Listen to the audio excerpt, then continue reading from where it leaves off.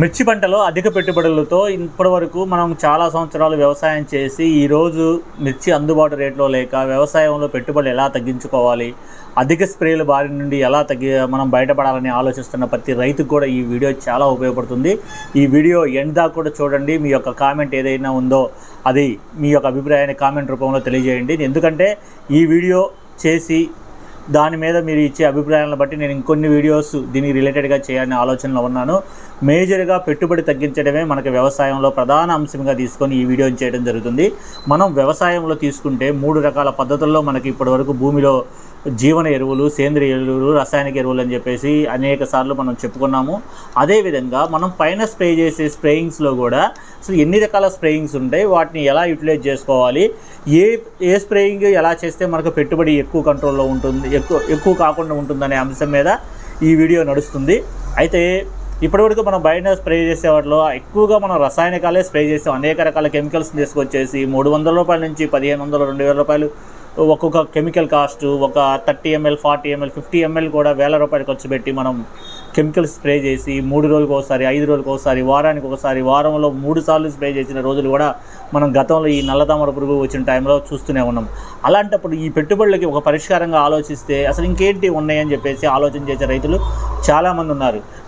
నేను చెప్పే ఒక ఉద్దేశం ఏంటంటే పెట్టుబడులు పెంచుకోవటం వల్ల రేపు మనం పండించిన పంటకి సరైన గిట్టుబాటు ధర రాక చాలా ఇబ్బందులు పడుతున్నాం. అలాంటప్పుడు మేజర్గా పెట్టుబడిని తగ్గించే వ్యవసాయమే మనం చేయాలి. అది సేంద్రియ వ్యవసాయమా, కెమికల్ వ్యవసాయమా, లేదా న్యాచురల్ వ్యవసాయం అనే దానికంటే కూడా మనం పెడుతున్న పెట్టుబడి ఎంత, మనకు వస్తున్న ఆదాయం ఎంత, దీన్ని బేస్ చేసుకొని ప్రతి రైతు కూడా పెట్టుబడి పెట్టాలనే ఆలోచన చేయాలి. అందులో భాగంగా ఇప్పటి వరకు కెమికల్స్ ఎక్కువగా యూజ్ చేస్తున్న రైతులకి ఎంతో కొంత ఉపయోగపడుతుందని చెప్పేసి ఈ వీడియో చేయడం జరుగుతుంది.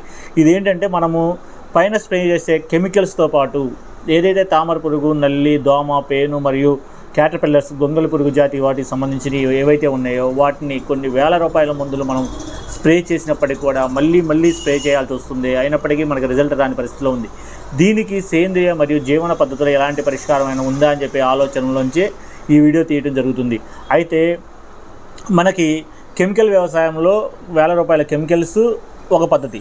రెండోది సహజంగా వ్యవసాయం చేయడం, అంటే సేంద్రియ పద్ధతిలో వ్యవసాయం చేయడం. ఈ సేంద్రియ పద్ధతిలో వ్యవసాయం చేయడం అంటే మనకి కొన్ని రకాల కషాయాలు కానివ్వండి, లేదా గోపంచకాలు కానివ్వండి, లేదా పుల్లటి మజ్జిగ కానివ్వండి, లేదా వేప నూనె కానివ్వండి, ఇలాంటి న్యాచురల్గా దొరికే ప్రకృతి నుంచి వచ్చిన ఆకులు లేదా కాయల్ని కషాయాల రూపంలో మార్చి వ్యవసాయం చేయడం ఒక పద్ధతి. ఈ రెండు కాకుండా మూడో పద్ధతి ఒకటి ఉంది. ఇది జీవన ఎరువులు మరియు జీవ శిలీంద్ర నాశిని అనే ఒక పద్ధతి మనకి వ్యవసాయంకి రిలేటెడ్గా ఉంది. కానీ చాలామంది కూడా దీన్ని మనం తెలుసుకోలేకపోతున్నాం. ఎందుకంటే మనకి ఇప్పుడు రసాయనిక ఎరువులు, సేంద్రియ ఎరువులు, జీవన ఎరువులు ఏవైతే ఉన్నాయో క్రిమి సంహారాలు కూడా కెమికల్ బేస్లో తయారయ్యి ఉన్నాయి, మరియు సహజంగా దొరికే కషాయాలు ఉన్నాయి, మరియు జీవ శిలీంద్ర నాశినులు ఉన్నాయి.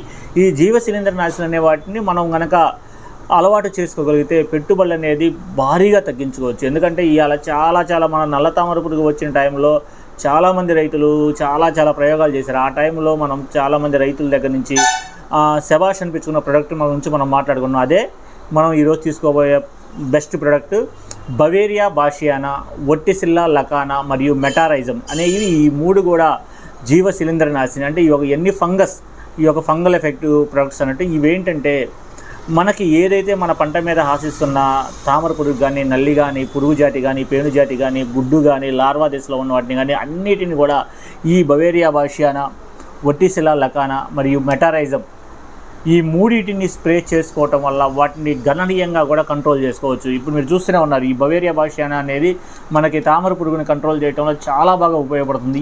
ఇవి ఏంటంటే ఈ ఫంగల్ ఏంటంటే మనకి పంట మీద వచ్చే ఏదైతే వైరస్ అయితే ఉంటుందో, లేదా మరి తామర పురుగు ఉంటుందో, నల్లి ఉంటుందో, వాటికి కారణమైన తెల్లదోమ, పచ్చదోమ కానివ్వండి, లేదా వేరే ఎఫెక్ట్ అయ్యే పురుగులు కానివ్వండి, రసం పీల్చే పురుగులు కానివ్వండి, కొరికి తినే పురుగులు కానివ్వండి, అన్ని రకాల పురుగుల మీద కూడా ఇవి దాడి చేయగలుగుతాయి. ఎలా దాడి చేస్తాయి అంటే ఒక నక్కల కళేబరాన్ని ఎలా అయితే పీక్కొని తింటాయో మనకు హాని చేసే పురుగుల మీద, అంటే మనకు మన పంటగా నష్టం కలిగించే పురుగులు ఏవైతే ఉంటాయో ఆ పురుగు యొక్క శరీరం మీద ఇవి దాడి చేసి వాటిని నిర్జీవ పరిస్థితిలో తీసుకొచ్చి వాటి యొక్క కళేబరం నుంచే శక్తిని ఇవి తీసుకొని వాటిని నిర్జీవం చేసి చంపేసి మనకి మేలు చేస్తాయి. అంటే ఇవి బవేరియా బాషియానా కానివ్వండి, ఒట్టిసిల్లా కానివ్వండి, మెటారైజం కానివ్వండి మనకి మిత్రులు లాంటివి అన్నట్టు. మనకి హాని కలిగించే పురుగులను కానివ్వండి, శిలీంధ్రాలను కానివ్వండి క్యాటర్పిల్లర్స్ కానివ్వండి, లేదా లార్వా దిశలో ఉన్న వాటిని కానివ్వండి, గుడ్డుని కానివ్వండి, ఇది ఎదుర్కోవటంలో చాలా బాగా ఉపయోగపడుతుంది. దీంట్లో కూడా 2 మెథడ్స్ ఉన్నాయి. ఈ బవేరియా బాషియానా వర్టిసెల్లా మెటరైజ్ అనే దాంట్లో కూడా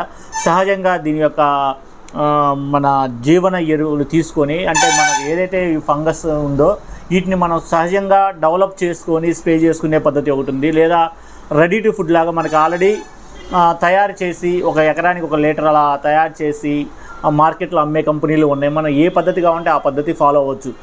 ముఖ్యంగా చాలామంది కూడా ఏంటంటే ఈ బవేరియా కానీ బాషియానా ఇలాంటి ఆన్లైన్లో తెప్పించుకొని కొంటున్నారు. ఓకే, అది కూడా మంచి పద్ధతే. కానీ వీటిని ఇంకా పెట్టుబడి తగ్గించుకోవాలంటే దీనికి మదర్ కల్చర్ అయితే ఏదైతే ఉందో ఆ మదర్ కల్చర్ని కనుక మనం తెచ్చుకొని దాన్ని డెవలప్ చేసుకుంటే ఒక 100 గ్రామ్స్ 200 గ్రామ్స్ లేదా ఒక 500 గ్రామ్స్ కనుక మనం ఒకసారి తీసుకొని 50 నుంచి 100 లీటర్లు వాటర్లో ఈ మదర్ కల్చర్ని డెవలప్ చేసుకుంటే ఎంత తక్కువ పెట్టుబడితో సంవత్సరం అంత పంట పండించవచ్చు అంటే అంత తక్కువ పెట్టుబడితో పంట అనేది మనం పండించుకోవచ్చు. లేదు ఇలా మనం కల్చర్స్ మనం డెవలప్ చేసుకోలేము అనుకున్నప్పుడు ఇవి డైరెక్ట్గా కూడా అమ్మే కంపెనీలు చాలా కంపెనీలు ఉన్నాయి, మనకి ఆన్లైన్లో దొరుకుతున్నాయి. లేదా మన ద్వారా కూడా త్రూఅవుట్ ఏపీ తెలంగాణ అన్ని 2 రాష్ట్రాలకు కూడా మనం సప్లై ఇవ్వగలుగుతాము. కాబట్టి ఈ మదర్ కల్చర్స్ని అంటే జీవన ఎరువుల్ని మరియు జీవ శిలీంద్రనాశుల్ని తో వ్యవసాయం చేయటం వల్ల ఇటు భూమిలోకి కానివ్వండి, పైన స్ప్రేయింగ్స్ కానివ్వండి, ఇంతకుముందు మనం చూసాం ట్రైకోడర్మా, సుడోమోనాస్ మరియు రైజోబియం బ్యాక్టీరియా, అజిటో బ్యాక్టీరియా, ఫాస్టో బ్యాక్టీరియా ఇలాంటి బ్యాక్టీరియాలని ఫంగల్స్ను వాడి భూమిలో ఉన్న ధాతు లోపాలను కంట్రోల్ చేసుకొని చెట్టుని వేరుకులు ఎండు తెగుల నుంచి ఎలా కాపాడుకోవాలనేది గత వీడియోలో చూసాం. అలా భూమి నుంచి ఇచ్చే బ్యాక్టీరియాను ఫంగల్తో పాటు పైన స్ప్రే చేసే ఈ బవేరియా బాషియానా వర్టిసెల్లా మెటరైజ్ ఈ మూడింటిని కూడా ప్రతి రైతు కూడా మనం వాడుకోవటం మొదలు పెడితే మీకు ఎంత పెట్టుబడి తగ్గుతుందంటే అంత పెట్టుబడి తగ్గుతుంది. చాలా వరకు నేను చెప్తున్నాను, ప్రతి రైతు గుర్తుపెట్టుకోండి. వీటిని చాలా ఈజీగా కూడా మనం కల్చర్స్ని డెవలప్ చేసుకోవచ్చు. ఈ కల్చర్ కూడా మనం తెప్పిస్తాము, కల్చర్ కూడా తెప్పించి మీకు అందుబాటులో తీసుకొస్తాను. ఆ కల్చర్ని కూడా మనము సహజంగా ఒక 50 లీటర్ల వాటర్లో ఒక 100 గ్రాముల నుంచి 150 గ్రాముల కల్చరు, దాంతోపాటు కొద్దిగా గంజి మరియు దాంతోపాటు బెల్లం, ఇంకా మన బంగాళాదుంప, ఉడకబెట్టిన బంగాళాదుంప ఇలాంటి వాటిని కలిపి ఆ కల్చర్ని డైలీ ఒక 2 సార్లు కనుక ఇలా ఒక 10 నుంచి 15 సార్లు కనుక తిప్పుకోగలిగితే ఆటోమేటిక్గా మనకు 10-15 రోజుల్లో నెంబర్ 1 కల్చర్ తయారవుతుంది. ఇది మనం ఎన్ని రోజులైనా సరే ఈ కల్చర్ని మనం కంటిన్యూగా కొంత వాడుకొని కొంత దాచుకొని దాంట్లో మళ్ళీ ఫీడింగ్ ఇచ్చుకుంటూ ఆ కల్చర్ని డెవలప్ చేసుకుంటూ పంటలను పండించుకోవచ్చు. ఈ పద్ధతి ఒకటి ఉంటుంది. లేదా రెడీమేడ్గా మనకి లీటర్ ప్యాకింగ్లో ఉంటే డైరెక్ట్గా పొలానికి యూజ్ చేసే పద్ధతిలో ఉంటాయి. ఈ 2 పద్ధతులు ఏ పద్ధతిలో మీకు అందుబాటులో కావాలన్నా సరే మేము తీసుకురావడానికి రెడీగా ఉన్నాము. ప్రతి రైతు కూడా గుర్తుపెట్టుకోండి, మనం వాడే అత్యంత ఖరీదైన కెమికల్స్ నుంచి పెట్టుబడి నుంచి బయటపడాలన్నా, పంటకి మనకి ఆరోగ్యవంతమైన పంటను తీసుకోవాలనుకున్నా మనం దీంట్లో రెండు సమస్యలు ఉన్నాయి. ఒకటి, కెమికల్స్ ఎక్కువగా వాడటం వల్ల పంట నిర్జీవం అవుతుంది, ఆరోగ్యవంతమైన ఆహారం తీసుకోలేకపోతున్నాము. దాంతోపాటు అధిక పెట్టుబడుల భారంతో ఇబ్బంది పడుతున్నాం. అట్టని చెప్పేసి మనం చేసే ఈ బిజీ షెడ్యూల్లో పూర్తిగా గో ఆధారిత వ్యవసాయం చేయాలన్నా కానీ అందులో అది తప్పు కాదు, కానీ దాంట్లో కొన్ని టెక్నికల్ ఇబ్బందులు ఉన్నాయి. అంటే గోవుని తీసుకొచ్చుకోవటము, దానికి కావాల్సిన పోషణ చేసి సరిగా చేసుకొని ఆ కషాయాలన్నీ చేసుకునే టైం ఇవ్వలేని రైతులు కొంతమంది ఉన్నారు.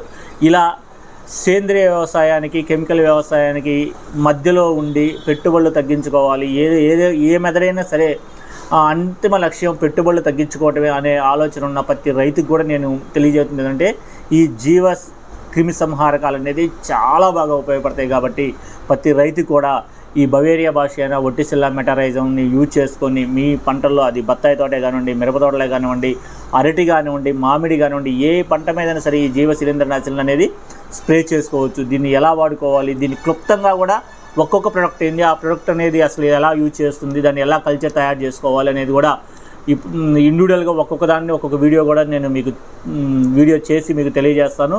ఓవరాల్గా ఏంటంటే కెమికల్ వ్యవసాయంతో పెట్టుబడుల విషయంలో ఎవరైతే బాధపడుతున్నారో ఆ ప్రతి రైతు కూడా గుర్తుపెట్టుకోండి, ఒకసారి ఈ జీవ శిలీంద్రనాశుల్ని యూజ్ చేయడం మొదలుపెట్టండి. 1, 2, 3 స్ప్రేయింగ్స్లో మీరు చూడని విపరీతమైన రిజల్ట్ మీరు చూస్తారు. పంట మంచి క్వాలిటీ వస్తుంది. మన చేలో తామర పురుగు బెడద కానీ, నల్లి బెడద కానివ్వండి, బొబ్బర తెగులు లాంటి వాటిని కూడా ఎంతో సమర్థవంతంగా ఇవి కంట్రోల్ చేస్తాయి. కాబట్టి ప్రతి రైతు గుర్తుపెట్టుకొని ఈ జీవ శిలీంద్రనాశిని రసాయన ఎరువుల యొక్క వాడకాన్ని తగ్గించుకుంటూ మెల్లమెల్లగా పూర్తిగా ఆపేయమని నేను చెప్పట్లేదు. సేంద్రీయ వ్యవసాయమే చేయండి, కెమికల్ వ్యవసాయం వద్దు అనేది నా సిద్ధాంతం కాదు.